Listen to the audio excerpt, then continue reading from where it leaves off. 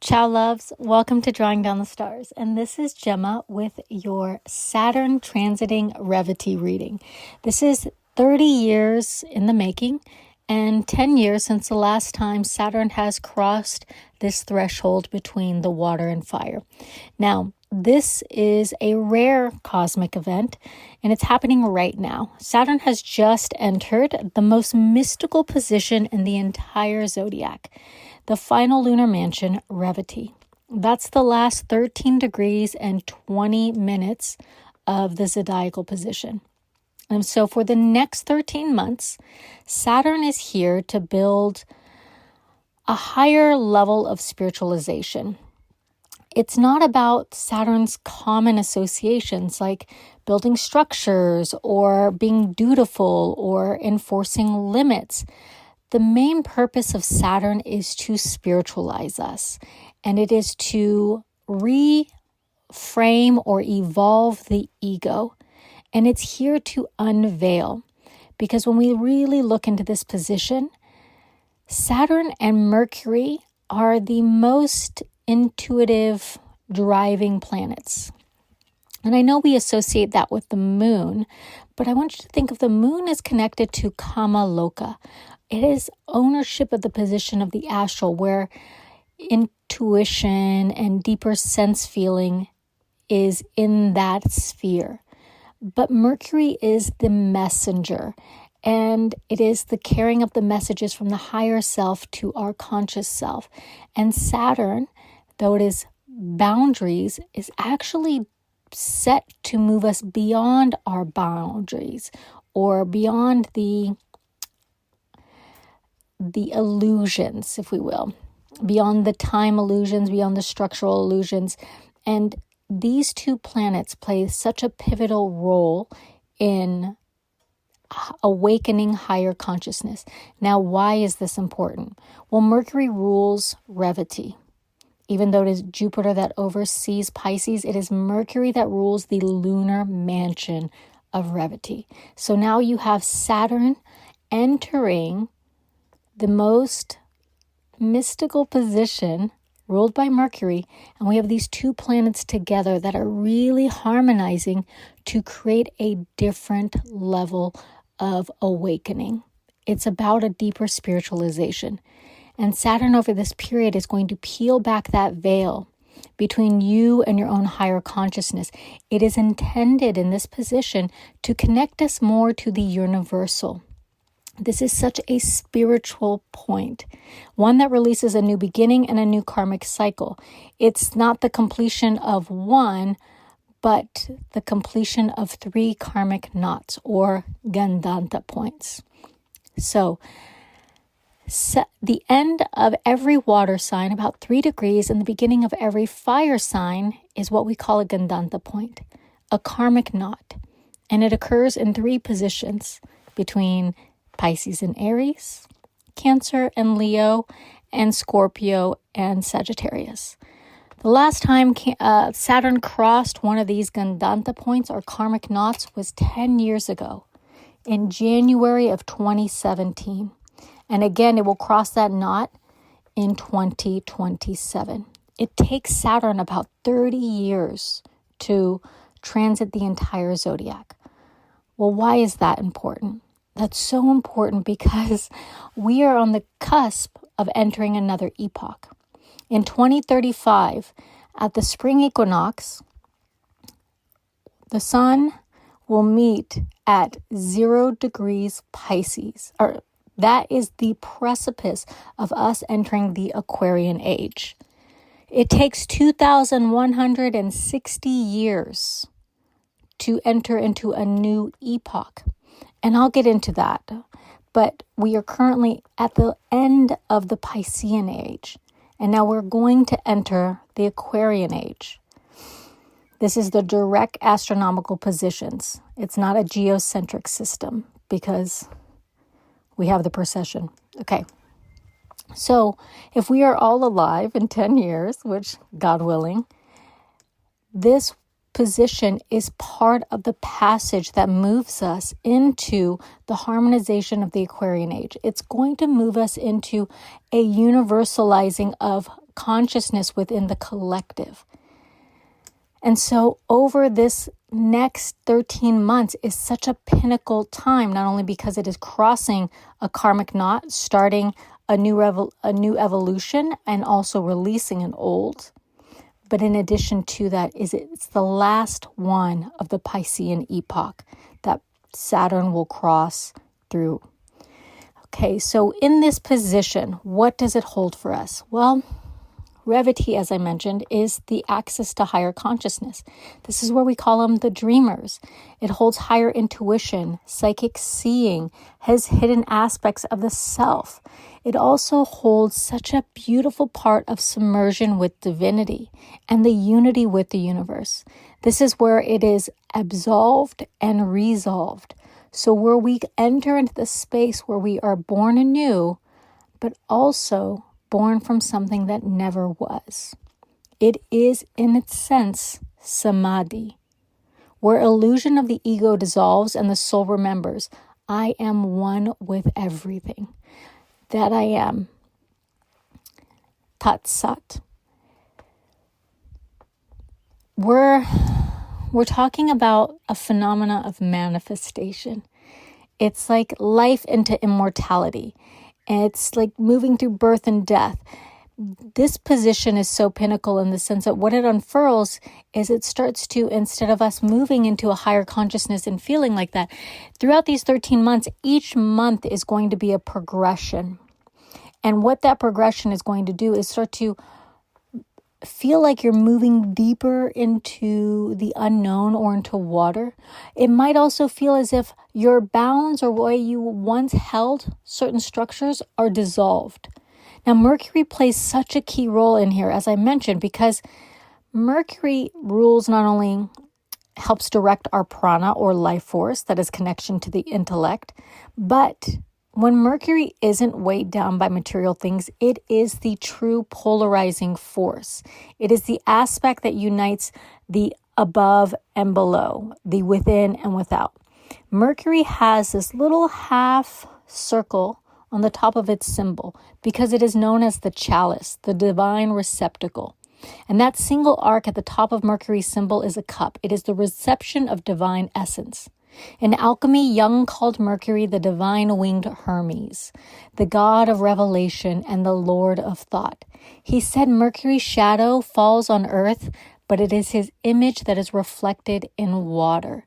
And here gives us another indication of Mercury's role or this importance of Saturn transiting Mercury's lunar mansion of Revati. Mercury holds sway within the last 13 degrees of every water sign because it is that watery depth in which it enters into the intuition sphere, the Kamaloka, to access the deeper messages. And Saturn links us to our evolutionary purpose. For us as a collective, it's going to evolve us into a spiritualization. It is a departure from this hyper-materialization and a reception into the depth of all. Saturn has, let's get into the symbol of it, has a special curve in the symbol, the third corner of the cross. So it's a cross and then it has kind of like an H swoop. And this is almost like a sickle. It represents death, but it's not an ending of death. It's the death of ego or the death of self without dying. It is the access into the immortal. You know, the Romans considered Saturn the god of agriculture because that association with the patterns of life. It's considered Chronos in the Greek standpoint because of the cycle of time or a life cycle. So it's not ending of life, but a completion of one series of events. When Saturn enters Revati, it can bring moksha or liberation, nirvana. It is a complete upending of your life pattern. For many of us, maybe we don't remember. We're too young to remember what life was 30 years ago. But a lot of us are old enough to know what occurred 10 years ago. And so now this 10 cycle, Saturn will cross to bring an evolution of the last 10 years and also a culmination as well as a new beginning. So either way, whether we look at the whole sphere of this transformation or on the individual level, Saturn's transit here will spiritualize you. It pierces the veil of ignorance, and it will begin to open us up into an unseen realm. Now let's go a little bit deeper into Pisces itself and then talk about how we can work with this. So Pisces, if we think about Pisces in the symbolic sense, one, it's the fishes, but two, it has two half circles. So I want you to think of one half circle facing right and the other half circle facing left with the arches inward, and then a horizontal line bisecting. Well, if you were to turn these half circles towards one another, they would make a complete circle with a horizontal line.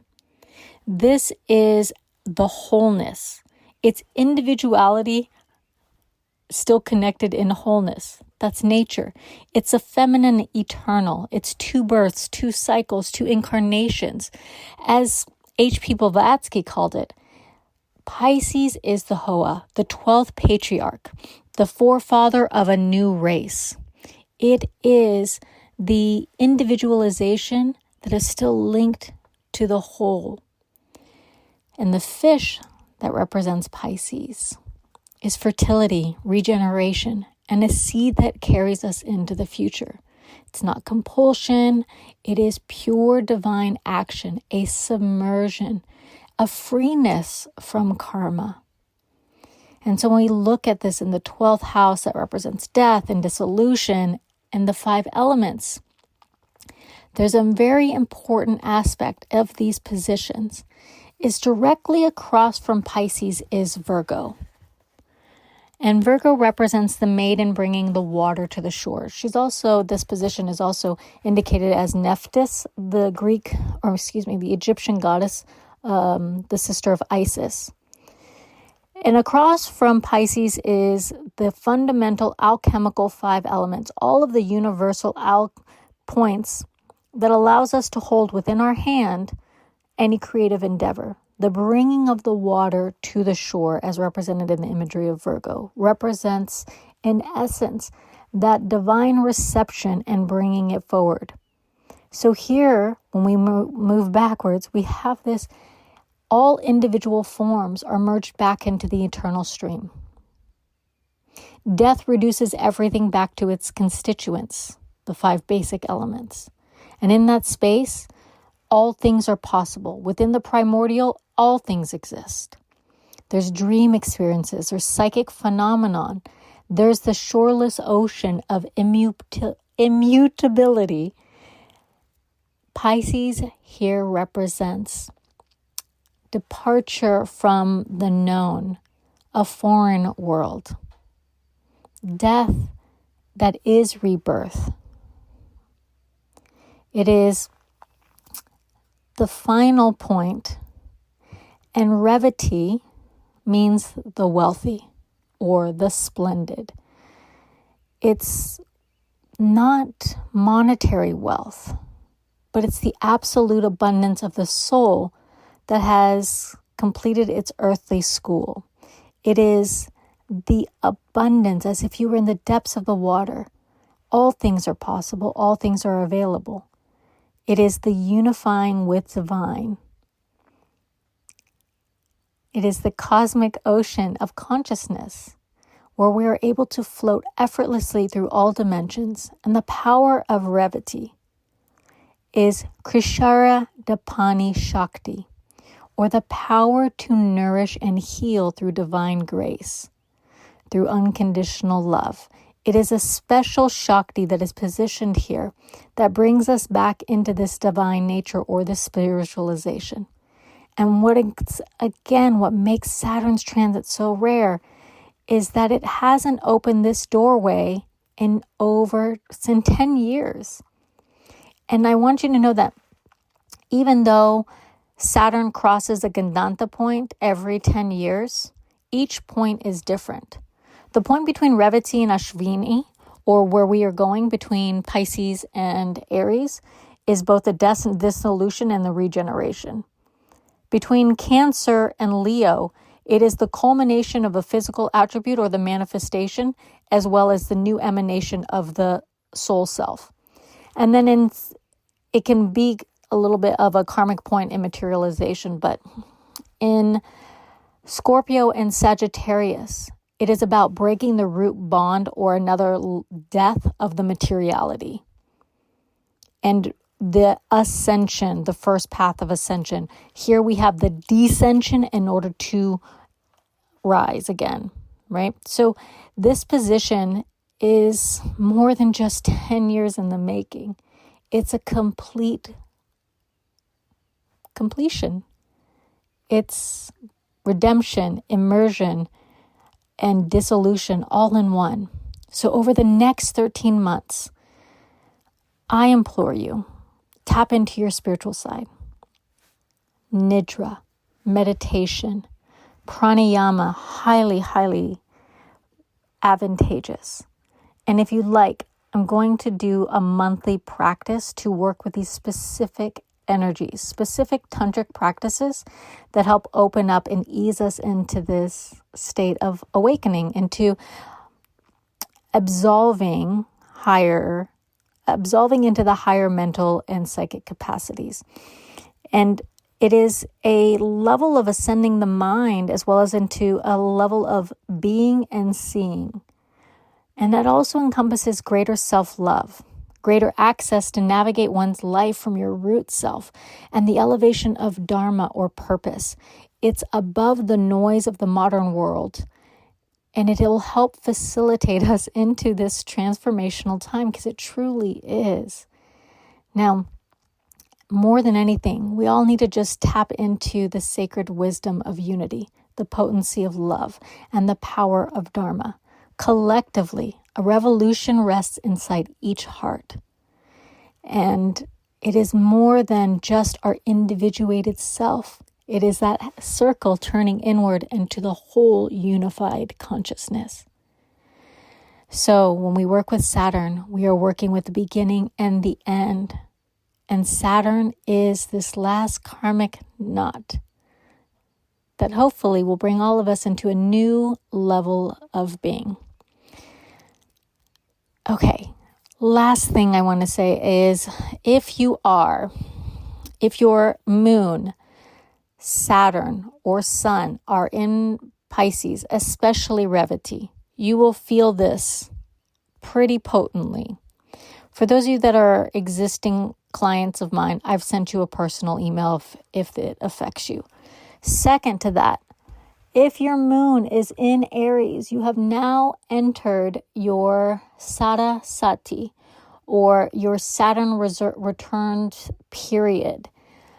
This is going to be exceptionally monumental for you. This is not only a very big period in our life, a 7.5-year period that retransforms our whole life and way of being, can bring about, new professions, spiritual highs, new professional highs. I mean, you name it. But you will feel this pressure in a pull to reinvent yourself, and a pull to the spiritual, and where things don't really make sense. So for those of you that are in Pisces and Aries, especially if your moon is in these positions, or Saturn, even in Mercury and Pisces, this is a very potent point. If your moon is in Aries, very potent point. Last thing, those of you who have Leo rising, or a Leo rising, Saturn in Leo, or Moon in Leo, this is a transformation for you that is going to work on the ego self into another level.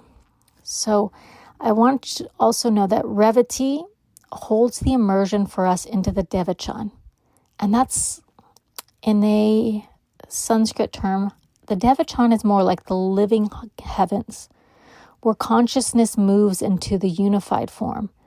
So when we work with this transit, we are awakening clairvoyance, an inner seeing, the spiritual sight, a spiritual state of being. And when I say clairvoyance, I'm not talking about, yes, for some of you with Pisces, you will definitely open up a different dream psychic ability. But for all of us, when I say clairvoyance, I mean the inner seeing, the spiritual eye, being able to see how I am this and this is me, being able to see pranic, not activity, but prana, right? Life force.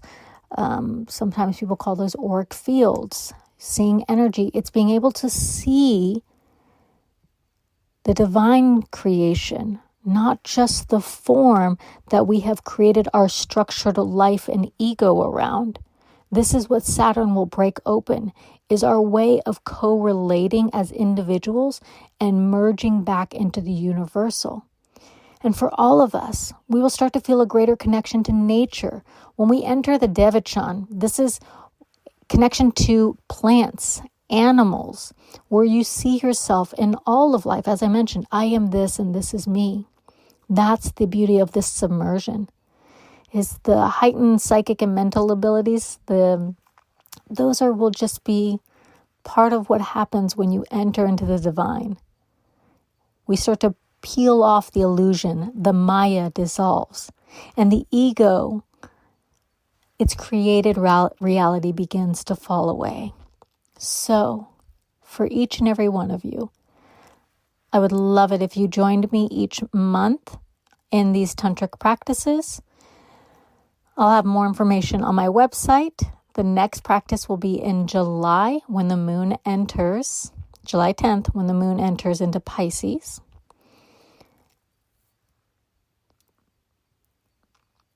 And then, also, I would love to have you join me in Italy, in Tuscany, September 26th. I have a retreat coming up. I'll include the link below. 10% discount if you use the word Gemma, coupon code Gemma. And then one last thing, I've also included the links to astrological yoga. You can use this every single month or every 2 days when the moon enters that zodiac sign. It's a great way to start to just sync the body with some of the cosmic forces. Sending you lots of love, and I hope each and every one of you tap into that wealth stream of the universe, the otherworldly, the distant reality, the beauty of unity. And welcome to this monumental transit, and welcome to the threshold. Ciao a tutti.